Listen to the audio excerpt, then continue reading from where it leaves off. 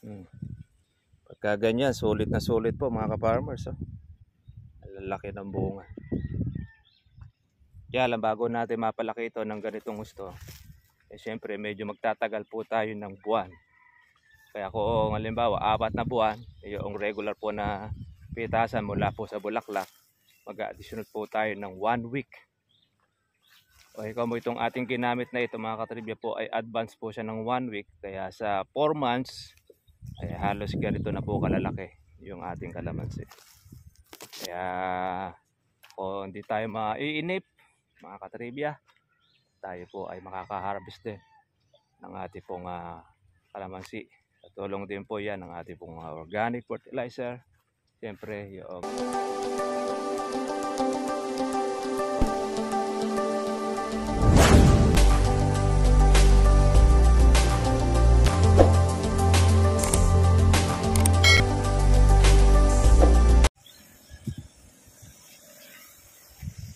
magandang hapon po sa inyo mga katribya at welcome po sa aking YouTube channel. Ngayon ito ay spray po tayo ng ating foliar para po sundan po natin ng seaweeds. Ito ang ating kalamansi. Ayan, ang ganda na po ng dahon. Yung kanyang pagkaberde. Ayan, pati rin po yung bunga ay berdeng-berde ang kalamansi. Maganda pala ito pagka po sa panahon na tag-init. Hindi niya makukuhang dumilaw ang ating kalamansi. Ngayon ay medyo malakas po mga katribya po ang hangin at dahil makulimlim, sinasamantala na po natin para bago umulan ay ma-spray na po natin siya ng ating foliar masundan. Kaya eto, follow up tayo uli. Ito yung pangalawang spray natin ng seaweeds na mayroong kasamang potas na kung saan ay ginagamit po ng isang malaking kumpanya para sa kanyang tanimang saging. Ang ganda po ng kanyang pagkaberde sa ating halaman. O, yung pong ating maliit na kalamansi, yung kochok.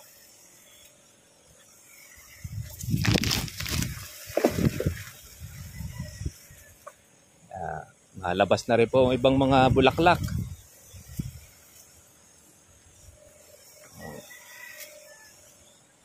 Mahangin mga katribya. Kaya yung ating pag-spray, pati rin yung ating camera ay natatamaan. Ito naman ay wala tayong insecticide. Tapos na ang ating pag-insecticide. Ito ay pang-foliar naman. So, follow up para sa ating mga bunga, pampakapit, saka pampabilis lumaki para mahabol pa natin po sa presyo yung ating kalamansi. Bagamat ang kalamansi po ngayon mga katribya po ay bahagyang bumaba. Hindi kagaya dati ng ating inaasahan. Ganun pa man, mataas pa rin mga katribya dahil 1.5 po ang kalamansi ngayon. Mintres dumadami po yung nagsusupply, nakukuhanan, hanggang ganon, bumababa po ang demand. Ganyan naman po sa kalamansi. Pero importante, meron po tayong pinalalaki. Meron tayong inaabangan. Kaya itong ating foliar ay makakatulong para mapaaga, advance yun na ma-harvest natin ang ating kalamansi.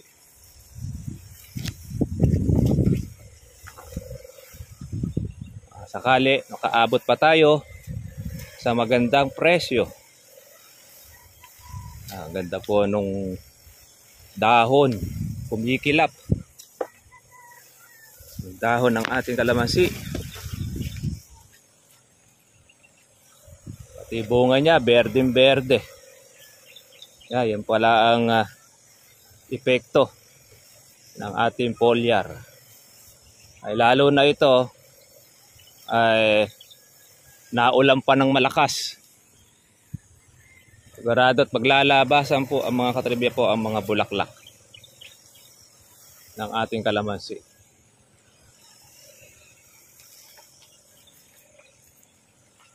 Kaya solve uli. Nakabawi na itong ating naalagaan.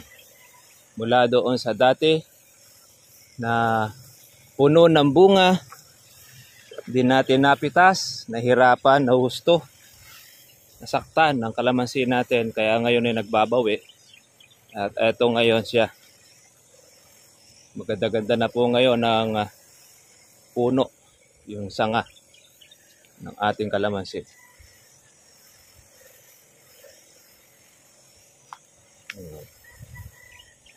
Marami rin tayong mga maliliit na mga bunga para naman yan sa ating June at July. Meron tayong pipitasin.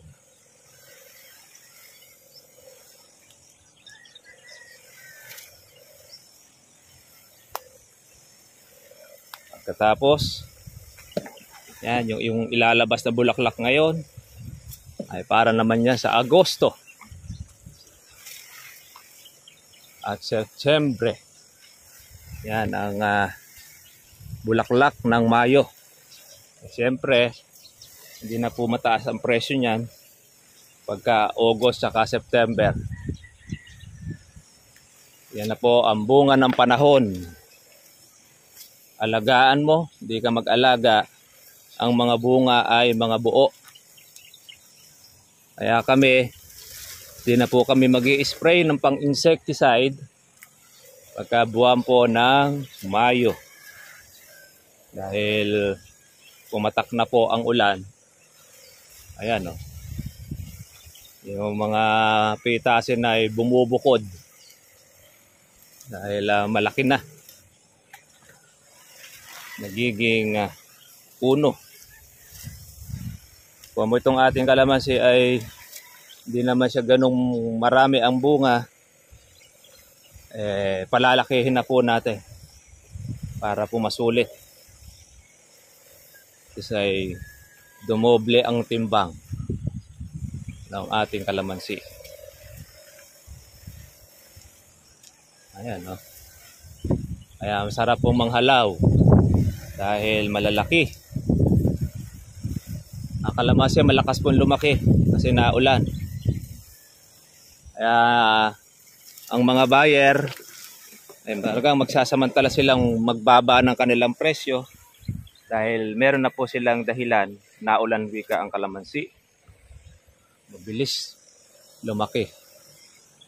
Kaya lahat ay halos nagpipitasan.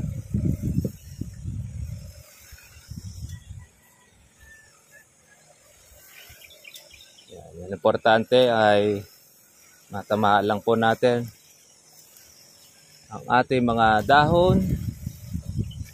Okay na siya.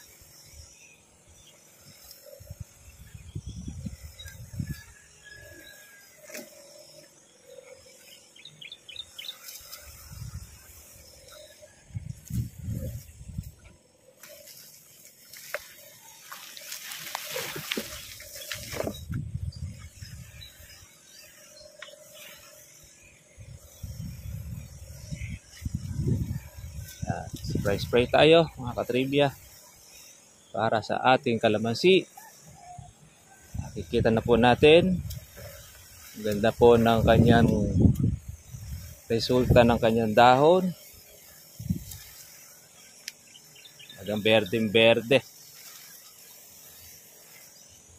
Foliar talaga.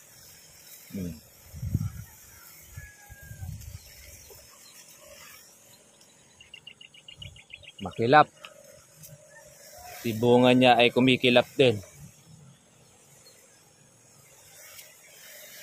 Ano, berdeng berde. Yung mga maliliit natin mga buko, kasaresa, kita na rin. Alaga, tuloy-tuloy na alaga, walang humpay na bunga. Kaya lahat po ng ating price ng kalamansi ate pong masasapol.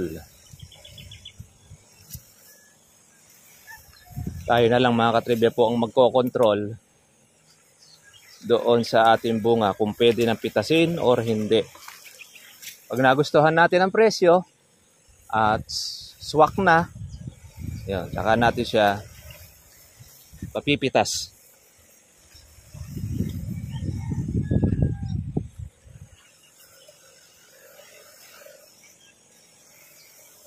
Masayang masaya ang kalamansi natin dahil nakatikim siya ng magandang ulan. Nakaramdam siya ng lamig.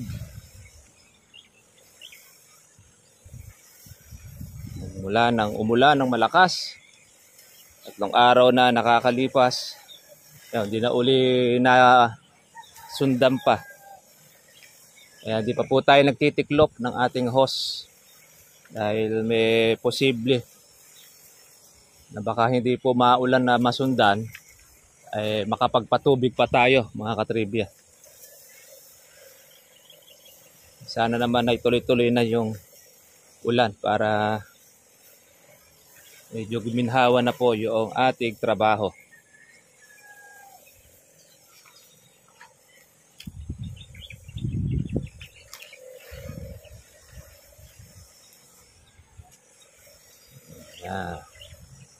Sarap pong mag-spray na malamig ang panahon dahil makulimlim. Sa ibang lugar mga katribya, continuous na ang pag-uulan. Dito sa atin ay hindi pa. At marami na rin ngayon mga katribya ang kumukuha ng salagubang. Mga katribya natin na kumakain po ng salagubang. Yan, dito sa amin ay pag ganito malakas po ang ulan, lumalabas po yan yung mga salagubang. Ito, paubos na itong ating yung karga, ang ating bomba. Sisimot na lang natin. Ayan, malaki na rin po yung mga maliliit.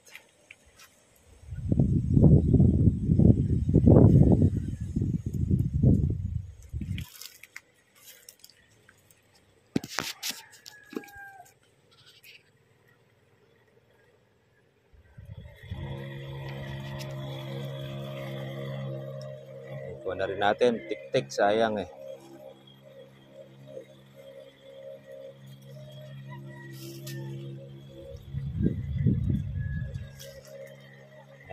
Maitim po yan mga katribya. Oh. Para siyang tsaa.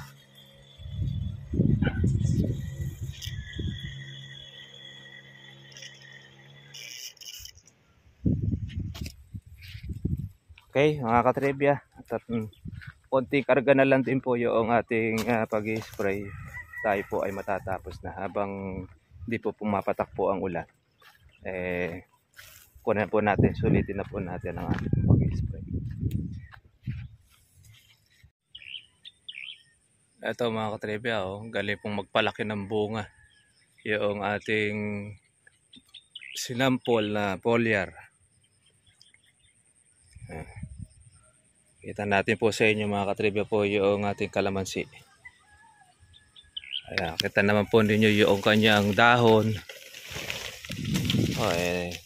Dark green. Ito pala yung kanyang katangian. Talagang kain na kain po niya yung kanyang pataba.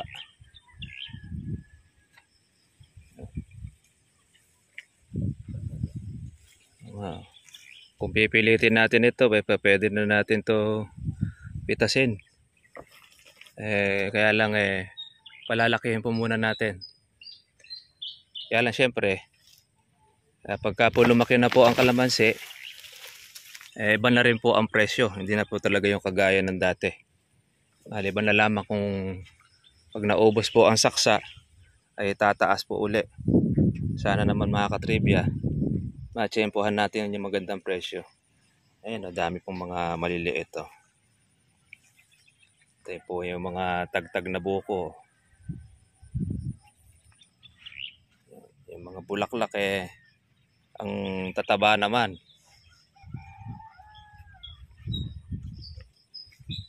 Kaya sulit pala ito.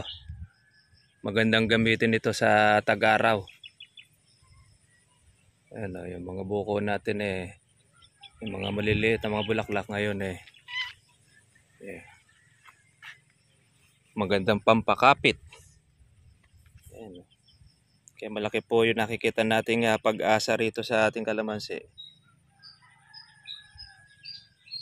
Lalabas pa po ng mga another na bulaklak. Ayan, yung bulaklak po natin. Ayan.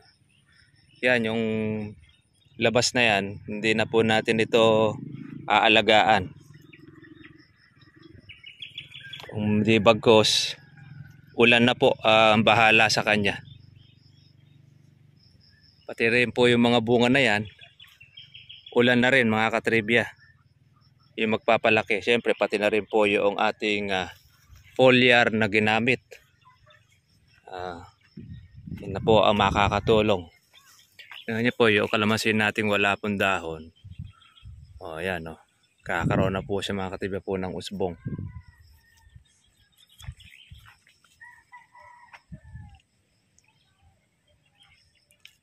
Bunga na po mga katribya po yung ating matyagang pag-aalaga.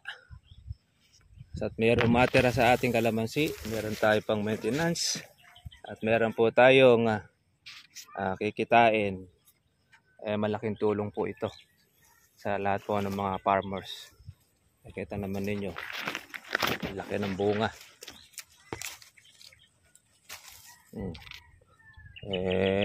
Mga uno lahat to. Pagka pala talagang palalakihin natin ang husto, ganito ang magiging size talaga niya. Yan. Parang sibuyas mga katribya. Pagka ganyan, sulit na sulit po mga ka-farmers. Lalaki ng bunga. Kaya lang bago natin mapalaki ito ng ganitong husto, syempre medyo magtatagal po tayo ng buwan. Kaya kung halimbawa 4 na buwan, yung regular po na pitasan mula po sa bulaklak, mag-additional po tayo ng 1 week. O ikaw mo itong ating ginamit na ito mga katribya po ay advance po siya ng 1 week. Kaya sa 4 months ay halos ganito na po kalalaki yung ating kalamansi. Kaya kung hindi tayo maiinip mga katribya, tayo po ay makaka-harvest din ng ating pong kalamansi. Sa tulong din po yan ng ating pong organic fertilizer. Siyempre yung ating ginagamit din na pampalaki o foliar. Dahil ang ganda naman po ang epekto sa ating kalamansi mga katribya. Maganda po ang dahon, malapad. Tapos ay siya, dark green. Para mga katribya, tapos na po tayo ng ating pag-spray. At update na lang po tayo sa ating pong mga susunod po na video. Kung tayo po ay bago lang sa ating pong YouTube channel, please subscribe. Pero kayong katanungan, lagay nyo po sa ating comment section para kayo po ay ating matulungan. God bless po sa inyo lahat. Kita lang po tayo bukas. Bye bye.